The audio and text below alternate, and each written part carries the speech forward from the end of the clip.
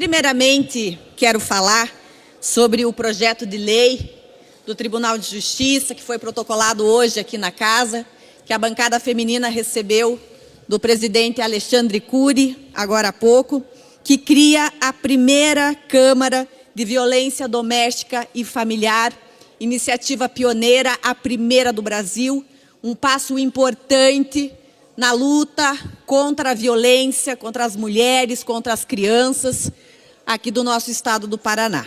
Parabenizar o TJ pela iniciativa. Vejam a importância de mais mulheres. Desembargadora Lídia Maegima, um projeto que vem para defender as mulheres, vindo de uma presidente que é mulher. Hoje nós tivemos reunião da bancada feminina e, dentre os assuntos que nós tratamos com a nossa bancada, está um estudo que foi divulgado na semana passada, que lista as piores cidades do país para as mulheres viverem. Todas as cidades tiveram desempenho médio a ruim. Foram analisados 319 municípios com mais de 100 mil habitantes. Somente 3 municípios tiveram nota média: Brasília, São Caetano do Sul e Araras. E, infelizmente, nesse estudo, nós tivemos algumas cidades do nosso estado entre os piores municípios. O pior município, infelizmente, é Paranaguá. O pior município do país para as mulheres viverem é Paranaguá. Em 10º lugar está, para minha tristeza, a cidade de Ponta Grossa, da qual eu vivo.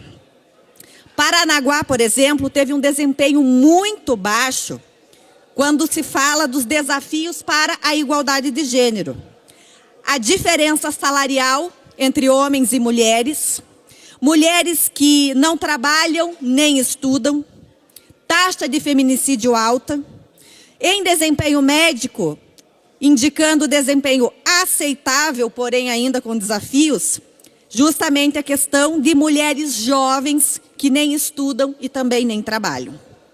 Claro que Paranaguá é conhecida pelo Porto de Paranaguá e a economia do município, a gente sabe que é amplamente voltada aos serviços do porto, que acabam empregando mais homens do que mulheres.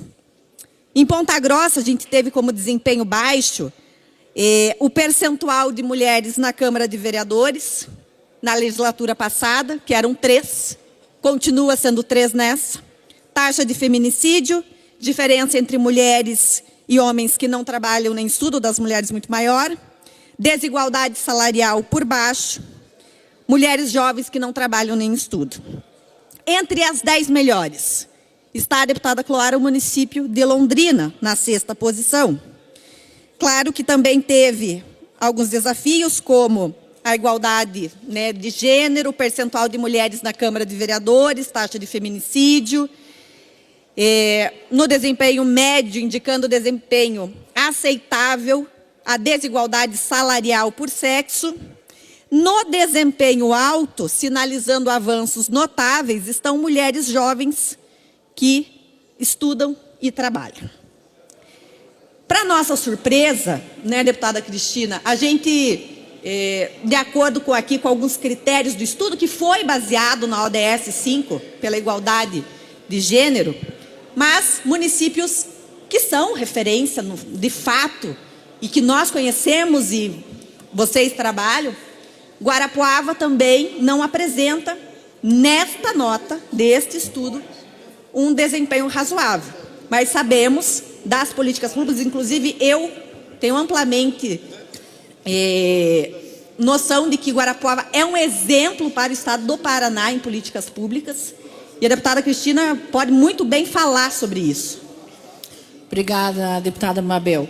Pois é, essa pesquisa nos surpreendeu muito, Acho que pegou todos nós, pelo fato do Paraná ter tantos municípios com essa violência, lugares que não são agradáveis para as mulheres viverem. E Guarapuava realmente me pegou, porque Guarapuava sempre foi uma referência em políticas públicas para as mulheres. Ela foi pioneira em vários programas e sempre, desde de programas dentro da escola, ela foi pioneira com o programa de Maria da Penha dentro da escola. Então, nós estamos exatamente analisando como foi feita essa pesquisa e aonde Guarapuava, acho que perdeu muito, não foi na violência, porque a violência, o feminicídio em Guarapuava diminuiu com todo esse trabalho. Mas nós pecamos muito na empregabilidade. Por ser um município de extensões grandes, de áreas rurais, fica muito difícil. Nós não somos um município industrializado. Então, o emprego para a mulher fica mais difícil. Eu acredito que tenha sido isso que elevou tanto Guarapuava a esse nível de uma cidade não agradável para as mulheres, né?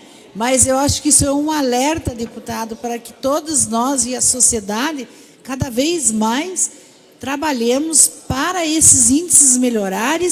E ainda tem gente que fala aqui na Assembleia para nós que esses assuntos de políticas públicas para as mulheres não é importante, que tem coisa mais importante que isso. E agora uma pesquisa dessa vem, né, desvendar o quanto o Paraná ainda precisa de mais políticas públicas para as mulheres. Obrigada. De fato. E como a gente pode mudar esta realidade? Com políticas públicas. Não tem outra maneira da gente fazer isso, deputada Cloara. Mas eu acho que nós já temos alguns avanços significativos desse trabalho que vem sendo feito ao longo de muitos e muitos anos. É um trabalho que a gente sempre fala que é de formiguinha, né? Nós estamos evoluindo, temos que evoluir muito mais, sem dúvida alguma. Mas o que me chamou a atenção também nesse estudo é de realmente termos este alerta de que nós precisamos implementar ainda mais as políticas em favor das mulheres. E nós precisamos desmistificar aquele discurso de que essas iniciativas em prol das mulheres privilegiam as mulheres. Não é privilégio, é uma necessidade. Eu, por exemplo, fiquei muito triste quando eu vi a minha cidade, que tem uma prefeita mulher, que tem uma deputada mulher. Não me eximo, né, da responsabilidade, mas nós estamos dentro aqui desta casa, junto com o governo do estado, tentando cada vez mais implementar medidas que favoreçam esse cenário para a mulher paranaense. Uma das medidas que eu acho essencial, que é básica para qualquer governo, deputado Goura, qualquer governo, prefeitura, a criação de secretarias da mulher, que é uma medida que destaca, de fato, as políticas públicas para as mulheres. E eu vou dar o exemplo justamente aqui do estado do Paraná. Desde que o governador Ratinho implementou e criou a Secretaria da Mulher, hoje coordenada pela secretária Leandre, nós tivemos avanços nesta pasta. Tivemos anteriormente o Banco da Mulher Paranaense, deputado Russen, para ajudar as nossas empreendedoras no estado. Com a Secretaria da Mulher, criamos logo em seguida o Fundo da Mulher. Não dá para discutir política pública para a mulher sem orçamento. O fundo foi criado.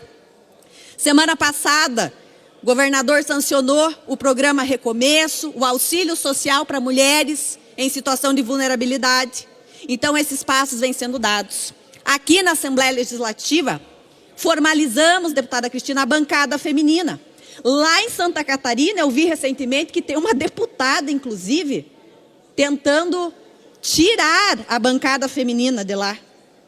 Nós sabemos o quanto foi uma luta formalizar essa bancada aqui, que dá poder para as mulheres, que garante as mulheres na mesa executiva, que garante a formalização dessa liderança, desse espaço, inclusive, do que eu estou falando. Junto com a bancada, com a Procuradoria da Mulher, deputada Cloara, junto com a Comissão de Defesa dos Direitos da Mulher, presidida pela deputada Mara Lima, temos avançado.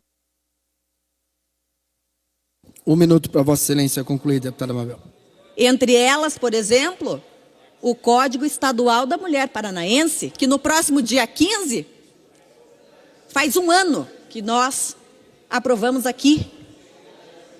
Que é uma medida que, às vezes, até vejo alguém falando assim, mas um Código da Mulher? Para que um Código da Mulher? Porque lá estão as leis que resguardam os nossos direitos. E nós temos que dar publicidade e ampliar cada vez mais esses direitos que estão lá. Disso tudo, nós temos muitas batalhas, temos a reforma eleitoral que está acontecendo, que pode ter retrocessos também em relação às mulheres, às candidaturas. Mas aqui nessa casa, as deputadas estão unidas para que nenhum retrocesso aconteça, para que possamos construir ainda. Para concluir, deputado. E para que possamos construir ainda mais direitos em prol de todas as mulheres aqui do estado do Paraná.